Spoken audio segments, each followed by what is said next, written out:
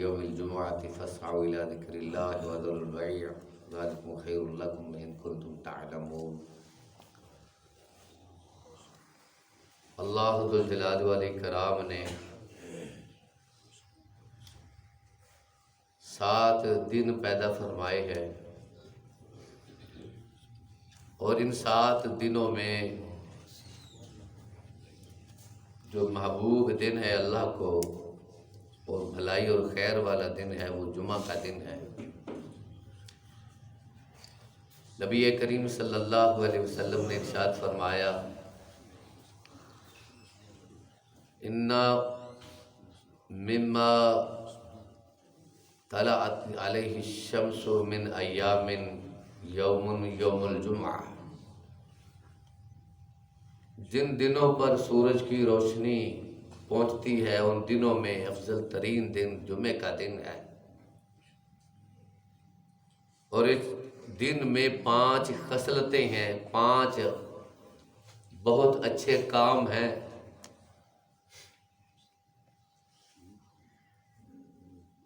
اور ان میں 5 فرق والی چیزیں ہیں۔ اس دن کو حضرت آدم علیہ السلام کو پیدا کیا گیا، آدم علیہ السلام کو جنت سے اس دن نکالا گیا، اور زمین پہ بھی اتارا گیا، اور اسی دن حضرت آدم علیہ السلام کی وفات ہوئی، اور جمعے کے دن ہی قیامت قائم ہو گئی۔ یہ 5 فضل تھے۔ ان 5 چیزوں کی وجہ سے بھی یہ دن بہت بہتر ہے، اور اس میں جو خصوصی اللہ رب العزت نے فرق رکھا ہے وہ یہ ہے، صحیح حدیث میں ہے، نبی کریم صلی اللہ علیہ وسلم نے ارشاد فرمایا، تمام دنوں میں افضل نماز جو ہے وہ جمعہ کے دن کی فجر کی نماز ہے۔ تو کیا ہمیں اس پر خوش نہیں ہونا چاہیے؟ الحمدللہ ہمیں اس پر راضی ہونا چاہیے۔ جمعہ کی جو نماز ہے جماعت کے ساتھ ادا کرنا، یہ سب نمازوں سے افضل نماز ہے۔ جمعہ کے دن فجر کی نماز، اور اس کے بعد جمعہ کی نماز، اور جو جمعہ کی نماز کی فضیلت ہے وہ یہ ہے کہ جو شخص جمعہ کے دن جلدی اٹھے، جلدی آئے، غسل کرے، کپڑے بدلے، خوشبو لگائے، اور خطبہ سنے اور جماعت کے ساتھ نماز ادا کرے، تو اللہ رب العزت اس کے 7 دن کے گناہ معاف فرما دیتے ہیں، اور 3 دن زائد اور کے گناہ معاف گناہوں کا کفارہ بنائے۔ فرمایا اس میں ایک گھڑی ہے، صحیح بخاری کی حدیث ہے، رسول اللہ صلی اللہ علیہ وسلم فرماتے ہیں، وَفِيهِ السَّاعَةُ لا تصادف عبد يصلي ويسأل الله تعالى إلا أعطاه إياه، بندہ اس گھڑی میں نماز ادا کرتا ہے اور اپنے رب سے دعا کرتا ہے تو اللہ اس کی دعا کو قبول فرما دیتا ہے، لیکن اس گھڑی کو اللہ نے قدر کی طرح اس گھڑی کو واضح نہیں فرمایا۔ 40 کے قریب اقوال ہیں، شبیر بن نور کی کتاب الجمعہ میں یہ لکھا ہے، جن میں سے ایک روایت کے مطابق صحابہ کرام ایک مرتبہ اختلاف کر رہے تھے اس بات پر کہ جمعے کی گھڑی وہ کون سی گھڑی ہے۔ اور میرے عزیزو، آج ہمارا جھگڑا، ہماری بحث مباحثہ صرف یہ ہے کہ مجھے دین پر عمل نہ کرنا پڑے، میرے لیے آسانیاں پیدا ہوں، دوسرے کو تنقید کا نشانہ اور اپنے آپ کو نیک اور بہتر اور اچھا ثابت کرتے ہیں بغیر نیکیوں کے۔ صحابہ کو فکر لگی۔ اس حدیث سے یہ بھی ثابت ہوتا ہے کہ صحابہ رضی اللہ تعالی عنہم اجمعین کو کس قدر فکر لگی ہوئی ہے کہ وہ کون سا ٹائم ہے۔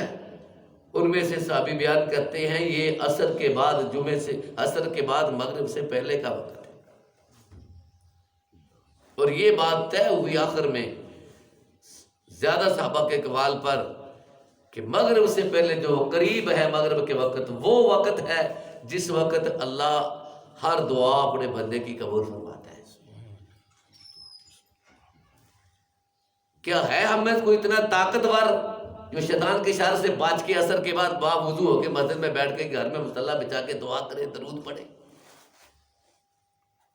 آج ہم کمزور اور شیطان بھاری ہو گیا ہمارے اوپر، اور ہمارے نوجوانوں کا تو کیا کہنا۔ ان کو ایک مثال مل جاتی ہے، ہمارے بزرگ کہتے ہیں ہم بھی ایسے کیا کرتے تھے بس، اور اس سے ان کو اور شر ملتا ہے، حوصلہ ملتا ہے۔ بس ان کو تو سوائے عید کے دن کے اس دن بھی ایسا ہی کرتے ہیں، یہ بیٹھ کے تلواریں پکڑ کر اور وہ گیند کا بارود بال پکڑ کر یہ جہاد کا میدان سجا لیتے ہیں، گراؤنڈ کا میدان، اس کو میدان جہاد بنا کر اس کے ساتھ جہاد کرتے ہیں، اور یقین کریں ان کے اس جہاد کی خاطر جمعہ بھی رہ جاتا ہے۔ پتہ نہیں، اللہ جانے ہمیشہ سے یہ بات میں عرض کرتا رہا ہوں، اور نوجوانوں کے باتیں اور مذاق بھی صحیح ہیں، لیکن میں اس سے بھی زیادہ کہوں گا کہ اپنی جوانی میں ان رنگرلیوں اور ان بے ہودگیوں کو چھوڑو۔ جمعہ کا دن اس لیے نہیں ہوتا ہے کہ کرکٹ کا میدان جا کے سجائے۔ کون سا انعام رکھا ہے اللہ نے کرکٹ میں؟ کس محدث نے، کس فقیہ نے، کس امام نے یہ لکھا ہے کہ یہ کرکٹ جو بہت ضروری ہے؟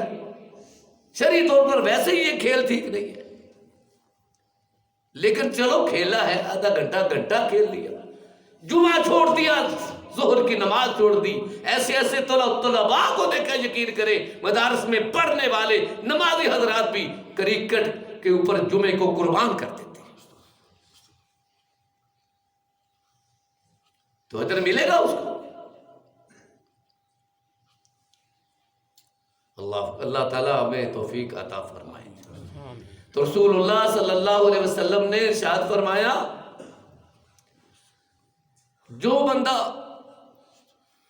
جمعہ کے دن جلدی صبح سویرے غسل کر کے جلدی مسجد میں آئے، پیدل چل کے آئے، سوار نہ ہو، امام کے قریب بیٹھے، لغو بات میں ہودا بات نہ کرے اور خطبہ سنے، اور فرمایا وَلَمْ لغو بات نہ کرے، کلام بھی نہ کرے، اور ایک روایت میں آتا ہے لوگوں کی گردنیں نہ پھلانگتا پھرے، تو اس کو اللہ رب العزت کتنا اجر دیتا ہے؟ فَلَهُ مِثْلُ أَجْرِ صَلَاتِهَا وَصِيَامِهَا، اللہ تعالیٰ ایک ایک قدم کے بدلے 1 سال کے روزوں کا اور 1 سال کی تہجد کا ثواب عطا فرماتا ہے۔ سنن ابو داود میں ہے، سلسلۃ صحیحہ میں ہے، جامع ترمذی میں ہے، حدیث کی بہت ساری کتابوں میں یہ روایت موجود ہے۔